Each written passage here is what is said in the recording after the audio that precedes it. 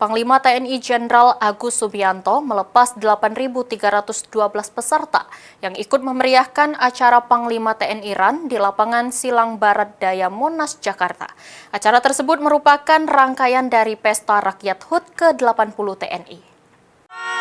3, 2, 1.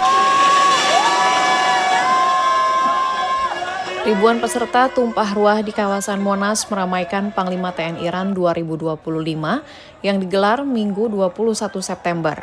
Acara lari massal yang menjadi rangkaian HUT ke-80 TNI itu diikuti 8.312 pelari dari berbagai kategori. Panglima TNI Jenderal Agus Subianto pun melepas sekaligus ikut berlari bersama peserta, menambah semarak kegiatan olahraga sekaligus pesta rakyat tersebut.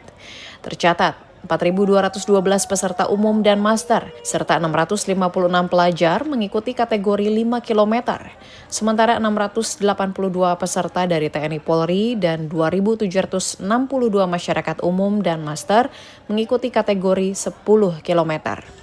Adapun rute 10 km melintasi Jalan MH Tamrin, Jalan Jenderal Sudirman, Taman Semanggi sebelum akhirnya kembali ke titik awal. Sementara rute 5 km berputar di sekitar Bundaran HI. Dari Jakarta, Cahyasari Anggah, Kantor Berita Antara, mewartakan.